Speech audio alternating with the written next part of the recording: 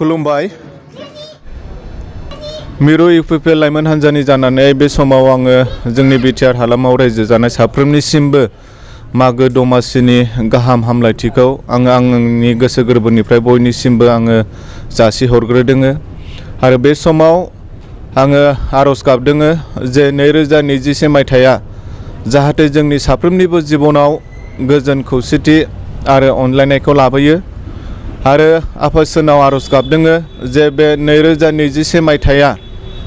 जाहाथे बे बिटिआर हालामाव रायजो जानाय साफ्रोमनिबो जिबनाव मोनसे सुख शान्ति एबा बे बिटिआर हालामाव रायजो जानाय मोनफ्रोमबो हारि माहारिनि गेजेराव मोनसे खौसेथि फैयो जाहाथे जोङो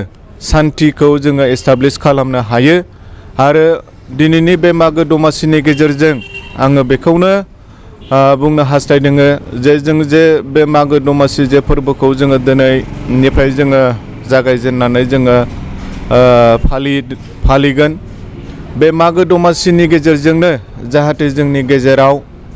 अनलायनाया फैयो आरो जोङो बे बिटिआर हालामाव रायजो जानाय साफ्रोमबो बे बिटिआरखौ मोनसे गोजोन थासारि दानानै फैबाय थानाय समाव जोङो बे बिटिआरखौ मोनसे गोजोन थावनि जोङो बानायनो हायो बिनि थाखायनो आङो इउपिपिएलनि जानानै दिनै बे मागो दमासिनि समाव बयनिसिमबो आङो आंनि गाहाम हामलायथिखौ आङो बावहरो। गोबां समावनो जों दा मोनसे दोहौखौ नुफिनदों जे थांनाय बिटिसि इलेक्सननि गेजेराव जे जानानै थांबाय दा इउपिपिएल हिसाबै दिनैहाय सरकार दाबाय नाथाय फैबाय थानाय फैगौ मे मासनि गेजेरावनो जे एमएलए इलेक्सन एसेम्बलि इलेक्सना जागोन बे बिथिङाव गसाइगाव हिसाबै नोंथाङा मा प्रिपारेसन खालामो बेनि सायाव मा फोरमायदों? फैबाय थानाय जे 2021 मायथाइनि जे एसेम्बलि इलेक्सन बे एसेम्बलि इलेक्सनखौ लानानै जोङो इउपिपिएलनि जानानै जोङो गोख्रों भाबैनो जोङो खामानि मावनो जोङो अलरेडि जोङो स्टार्ट खालामबाय जोङो मैयानिफ्रायनो जोङो जिल्ला वाइसआव जोङो वर्कशपखौ जोङो लाजेनबाय मैया जोङो क'क्राझाराव लादोंमोन दिनै जोङो बिजनीआव लादोङो वर्कशप बेबादिनो फैबाय थानाय समाव जोङो फारि फारि मोनफ्रोमबो जिल्लायाव जोङो जोंनि मावथिफारि बिथांमोनखौ लानानै जोङो वर्कशप माने कर्महाला जोङो बेखौ लालांबाय थागोन आरो बिनि गेजेरजोंनो जोङो जोंनि जे इउपिपिएल दोलो बेखौ जोङो मजबुत खालामलांगोन आरो फैबाय थानाय जे एसेम्बलि इलेक्सन बेवहाय जाहाथे जोङो मोनफ्रोमबो समस्थियाव जोङो देरहासार जानो हायो बिनि थाखाय जोंनि साफ्रोमबो सांग्रां मावथि लोगो बिथांमोना जोङो खामानि मावनो हमजेनबाय आरो जोंहा आसा आरो मिजिं दङ जिहेतु जोङो बिटिसिआव इउपिपिएल जिएसपि आरो बिजेपि ज' जानानै जोङो सरकार दाबाय गोबां रायजो राजा बिथांमोना जोंखौ मदद खालामदोङो आरो बिनिफ्राय बांसिन फैबाय थानाय समाव रायजो राजा बिथांमोना जोंखौ मदद खालामगोन होननानै जोङो मिजिं थिदोङो आरो रायजो राजानि मदद आरो हेफाजाबखौ लानानैनो जोङो बे 2021 मायथाइनि जे एसेम्बलि इलेक्सन बेयावबो जोङो उथ्रिसार जानानै जोङो सरकार दानायाव मदद खालामनो हागोन बेखौ जोंहा गोख्रों फोथायनाय दङ। जे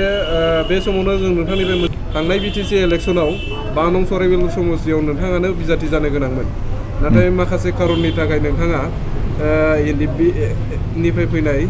बिथां सिला बसुमतारी नोंथाङा गावनि सिटखौ हगारना होदों नाथाय नैबे एबारनि 28 नं गसाइगाव समस्तियाव नोंथाङा एबार बिटिसि एसेम्बलि इलेक्सनाव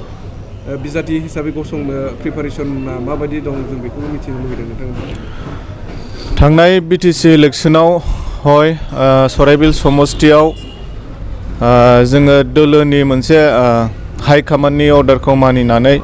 बा मोनसे डिसिप्लिनखौ जोङो मानिनानै आङो जुदिअबा सराइबिलाव गेलेनो गोनांबाबो आङो सिला बसुमतारी बिथांनो हगारनानै होनाय जादों नंगौ जोङो इउपिपिएलखौ बा इउपिपिएल दोलोनि जे नीति आरो आदर्श बा जोंनि दोलोनि जे डिसिप्लिन हाइ कमान्डनि जे अर्डार बेखौ मानिनानैनो आङो मोनसे रेसपेक्टफुली आङो बे सिटखौ हगारनानै होदोंमोन आरो फैबाय थानाय समाव जे एसेम्बलि इलेक्सन बे 28 नं गसाइगाव बेवहायबो जोङो मिजिंथिदोङो खिन्थु बे जोंनि हाइकमान्डनि सायाव थाबाय दा बिथांमोना मा सावरायो दा बिनि फारसे आं दा जेबो बुंथ'नो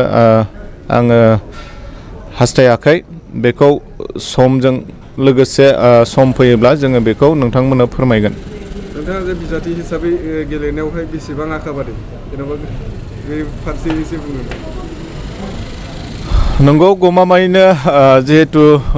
राजनितिकआव ओंखारबाय हिसाबै आंहाबो आसा आरो मिजिं दङ आसा खालामदोङो जे बेखौहाय जोंनि दोलोनि दैदेनगिरि बिथांमोनानो डिसाइड खालामगोन।